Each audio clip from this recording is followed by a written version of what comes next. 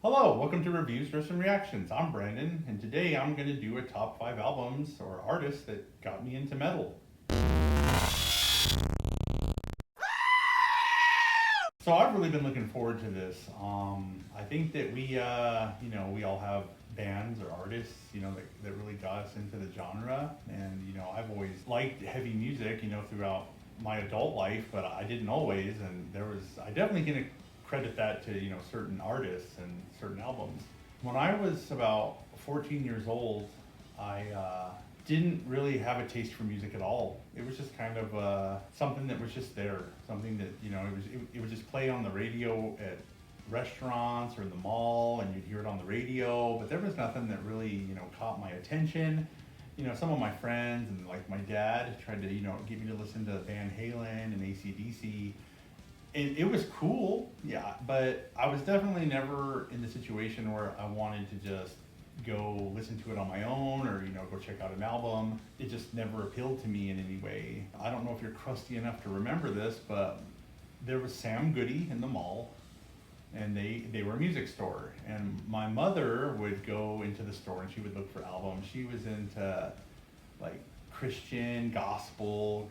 My dad was into country, like, so they definitely listened to music that I didn't really care for, and they would play it in the car, play it around the house, and I would just kind of ambient noise. For one crazy reason, usually, of course, when I'm young, and I'm super immature. I don't know if you've been watching the channel, but I act like a child. So when I was 14 years old, I was just a big kid. I just wanted to beeline it to the pet store, the toy store, and go crazy as a kid. Just go stuff my face with candy and stuff. But one time in particular, I followed my mom into Sam Goody because I didn't, I had never been into a music store before.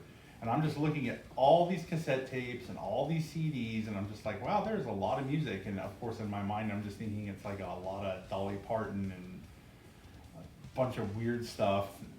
I don't even remember what music I even listened to prior to this.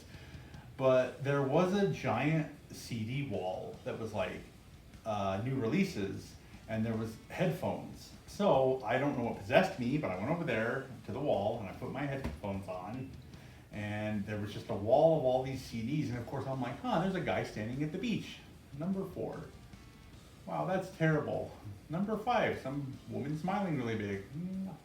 I want to jump off a cliff. So I'm pushing the buttons and I'm looking through the albums, and literally in the last spot is Rob Zombie, and it's Hellbilly Deluxe. And it's just got this, again, it's like a painted, illustrated, like, he's got the face and he's like looking down, he's got like these dead eyes, and it's like 13 tales of, it's like cadaveric tales of something spook show. I can't remember the title. It's 1998. But I'm just staring at it and I'm like, whoa, what the heck is that? And I just immediately, coming from like a very religious home, and my mom was, all about the shun, no devil music. And I stayed away from it for the most part. But at this moment, like, I don't know what it was. I was so drawn into this. I wanted to listen to it. So of course, I turned the volume up, I push play, and you get the little creepy girl talking about, the devil chopping off their heads, and it just totally spoke to me. My whole life I've been a fan of horror movies and just the whole horror genre in general. I used to read scary stories to tell in the dark, and I really loved horror stuff. I was all into ghost stories and watching the horror movies. And this album just, to me, was just like, emitting that whole feel for like the horror. And then the music started, and obviously in comparison, to like 80s metal and just pop radio and everything that had been around me, just, the jazz music playing at the drug warehouse. And this music just, I was captivated. I was completely entranced by how, like, what is that sound? And of course, back then I didn't know anything about music. I didn't understand anything like that. I hadn't heard anything like that in my whole life. And I was literally just getting goosebumps. I was like short of breath. I was super excited. It was really intense. I can really remember that feeling. And I just, of course, the opening track is Super Beast, and I just remember, hearing those guitars, and hearing those drums, and just hearing like his voice, and it's something else. Like, and of course, like some kind of junkie. Every single time we would go to the mall, of course, I'm telling my parents like, I really want to go blow bubbles and go play with a new Furby. Like, I just wanted to run into Sam Goody, slap on those headphones, and just listen to like as much as I possibly could. Just going through the different tracks, and anybody who remembers that album, there was a lot of like popular tracks on that album. Of course, I didn't know anything about like the radio stations, and I didn't know there was music videos for this stuff, because I had literally been hidden behind this door that I didn't even know existed. So all of a sudden, just instantly, I became passionate about it. I wanted to know everything there was about it, and I started seeing it everywhere. There was like the Hit Parader and like the metal magazines, and I just remember flipping through them and just seeing, like, at this point, of course, at this era, you had heard things about like Korn and Marilyn Manson and stuff, and how bad they were, and they're influencing our youth and all this stupid stuff. And now I'm seeing these guys, and I'm just craving whatever they're offering me, and it was just really intense. So I wish I could say something really cool, like it was Cannibal Corpse, but it was definitely Rob Zombie that got me into it. I remember having to beg and beg and beg to try to get the tape. It was the cheapest. It was the only one I could afford. I definitely couldn't get a CD with sitting around just collecting change money like I used to. So when I finally got that tape, I played it 100,000 times. I pretty much wore it out. I got my friends into it. We were, listening to the, like comparing stuff, which was really cool, because back in those days, back in those days, people would have CD booklets. And it was pretty much like, like a trading card game, or, just like people would show up to school, and you'd go through their albums, and you'd look, and you'd exchange, you'd trade, hey, can I borrow that for the weekend? And of course, with Napster and Kazaa and all the downloading websites, you didn't really get anything that was very consistent. You definitely got to hear about a lot of other bands that you might not have otherwise heard of. And I remember people were, trying to show me like, hey, if you really like, Rob Zombie, then you're gonna love Korn, you're gonna love Limp Bizkit, you're gonna, eat Kid Rock. And it was definitely showing me like all of this aggressive, crazy stuff. And I had heard Nirvana and Pearl Jam and all that, grunge scene stuff in the early 90s, but in the late 90s, this stuff, again, it was my jam. I just couldn't get enough of it. I'm looking at it in magazines, I'm buying these magazines, I'm cutting things out, I'm reading it. It just became my life all of a sudden. I just couldn't get enough of it. And thank goodness also at this time it was booming, like VH1 and MTV, and they would have the Headbangers Ball, and they would have like after hours stuff where they would kind of show like creepy stuff. And again, it was Marilyn Manson videos. It was Get Your Gun, and it was a Tool, Sober. Like it was insane. Like I can't even describe the feeling. I know that a lot of people don't really feel that kind of stuff, or they're not that passionate about music.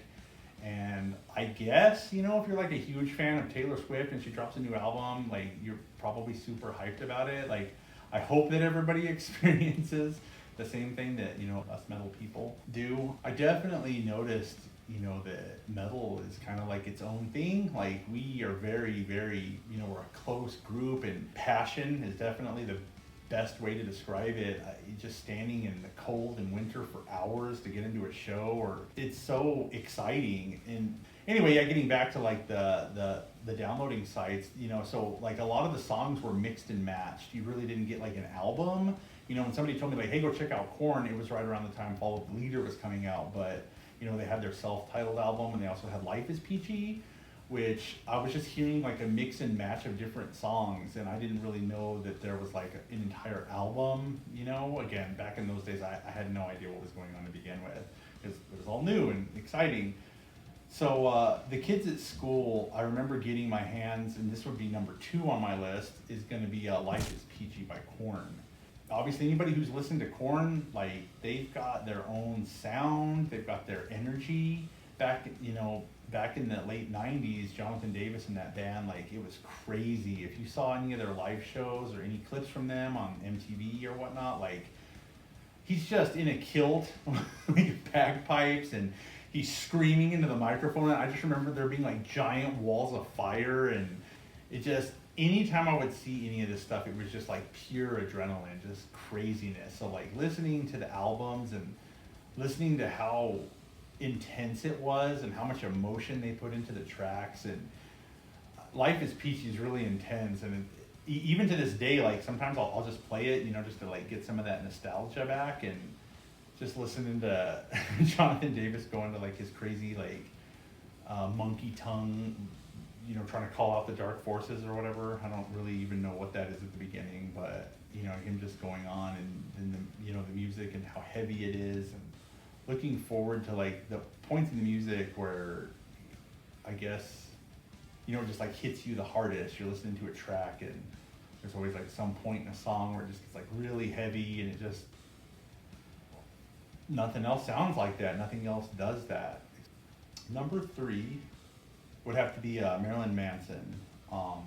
Marilyn Manson was definitely like the villain of the 90s. He was definitely the antagonist of, of all parents and teachers. And I remember having a conversation with one of our teachers at school, and there was a bunch of kids standing around, and he was telling us like, I heard this, and apparently Marilyn Manson worships the devil, and he had his ribs taken out so he could freaking blow himself, and he ripped pages out. He had a deer head on stage, and they just like bathe in blood, and like all these so many rumors and craziness, which just added to the infamy that was Marilyn Manson. And there's like those small little lady circles at church, and they're at the grocery store just, oh, did you hear this dude?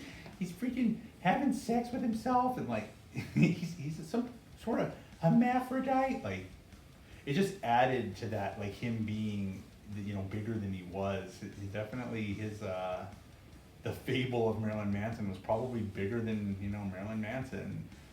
And so immediately, as you could imagine, being a teenage boy, you just had to get your hands on some of it. And right around this time, Antichrist Superstar was coming out, but I got my hands on Smells Like Children.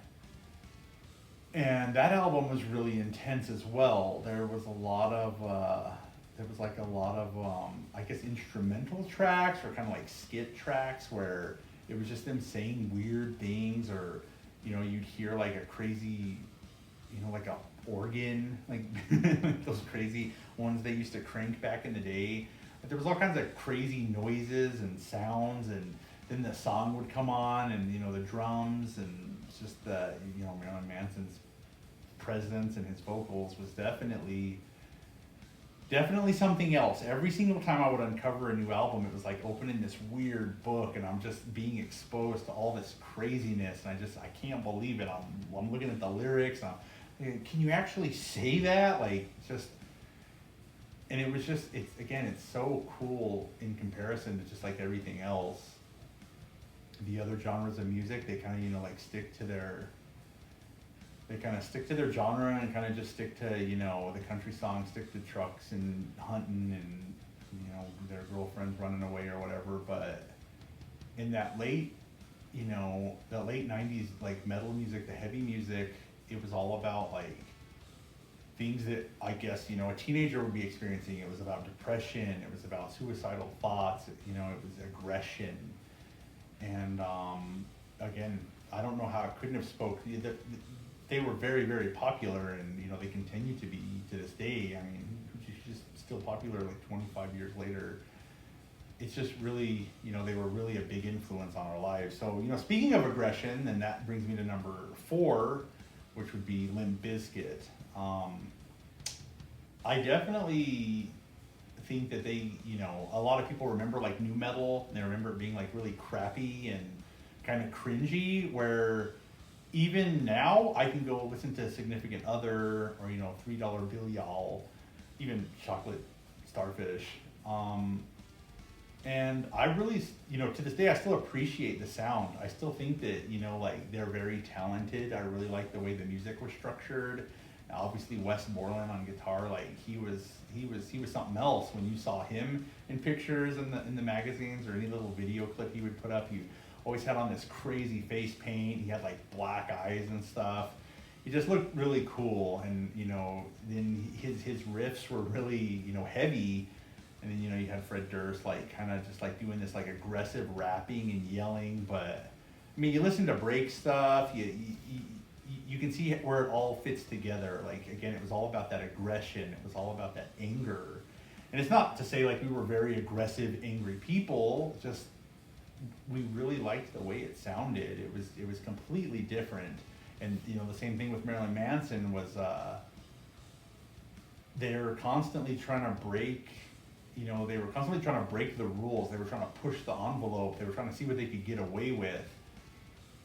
And seeing them, you know, be completely different than everybody else. You know, you're watching MTV, you're watching VH1, you're watching these music videos, and they're all singing and dancing, and, you know, they're driving around in expensive cars, and they're just throwing money around. And then, you know, you see a Marilyn Manson video or Limp Bizkit, and, you know, it's all about throwing things and moshing, and it was like, wow, this is, you know, again, so for so long there had just been the same kind of music and the same kind of tone, and these guys were just, you know, creating their own thing and breaking out, and they were definitely creating something, and, you know, you could only appreciate it. So Significant Other definitely would probably be the album I listen to the most, and I appreciate the most. I've still, again, to this day, I still listen to it. Sometimes I'll just put it on Spotify and just jam out and have the old nostalgia, you know, being back in the day and listening to it while I was in like junior high. And then definitely number 5 is kind of like a very infamous band for me. And definitely, I didn't want to put them last, but they were who I discovered last, and they were pretty much like the pinnacle out of all of this. I remember going to school, and I was in math, and there was a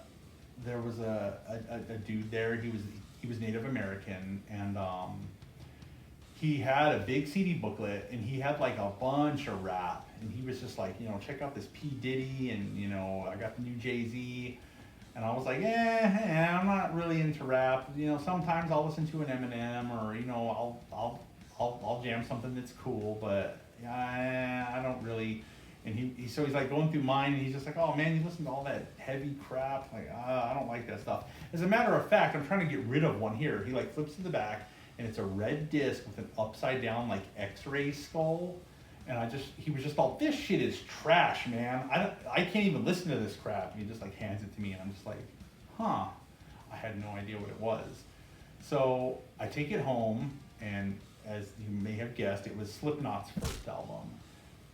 And leading up to this point, you know, again, you think you know what aggression is. You think you know what like speed and craziness is. And when I put the CD in, it's funny because to this day still, when I listen to something that's very, very heavy like this, it like kind of gives me like a headache. It's kind of like too much. Like, you know, like the first time I listened to something, I'm just like, oh man, that was too crazy. I always tell myself that. Then on like the second or third, you know, fourth, fifth, sixth, the more I listen to it, you know, the more I appreciate it, and the more I get into it. And then it goes from like a to a I like this to a, I freaking love this. I need this. And Slipknot was, I remember putting it into my boombox. I had a little Sony boombox, and I just like listened to the first few tracks, and I was just thinking like, my gosh, that dude was so right. Like, I don't know how anybody could listen to this stuff. And then you go like take a break, you go play, you know, GoldenEye 007, or you just go eat a freaking snack or something, and I would just be thinking about it. And then I would go back upstairs to my room, and, you know, I'd play like the next track. And it just seemed like it was getting heavier and heavier and heavier.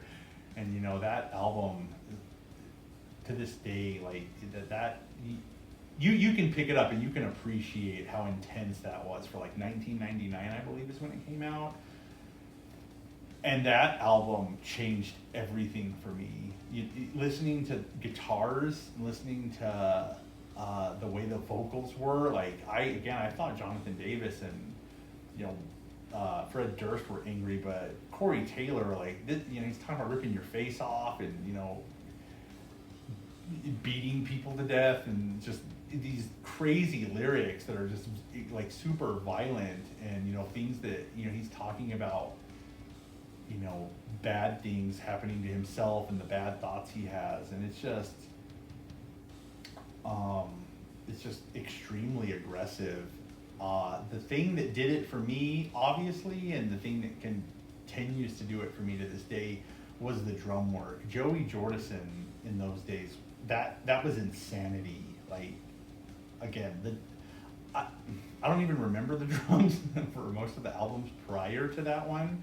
I just, I remember like Fred Durst lyrics, or I remember like, like Monkey and Heads, like guitar riffs, and I don't even know who the drummers are for those bands, but Joey Jordison, like that noise, and again, at that point I didn't know what that noise was, but it was of course the speed of the kicks, and it was him, completely doing drum fills that were insane. Like I had, I mean, some people probably had heard stuff like that if they were into like, the heavy stuff, but again, me gradually getting into it, this was what I fell into. And then definitely it was Slipknot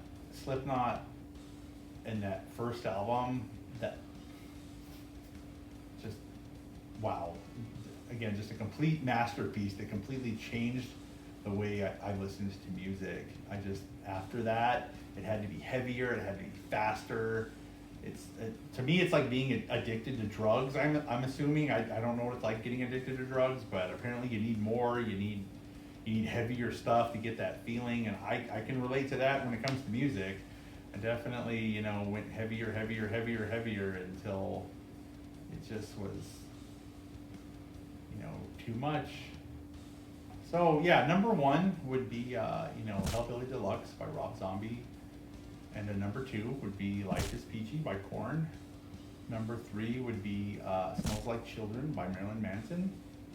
Number four would be Significant Other by Limp Bizkit. And number five would be Slipknot in their self-titled album. Those albums definitely got me into metal when they got me where I'm at. And if it wasn't for that day strolling into Sam Goody, I probably never would have, gotten into music the way I did. It definitely had a huge role in my life, and I'm very appreciative of it. It definitely was a journey, and it was exciting. It was a great adventure.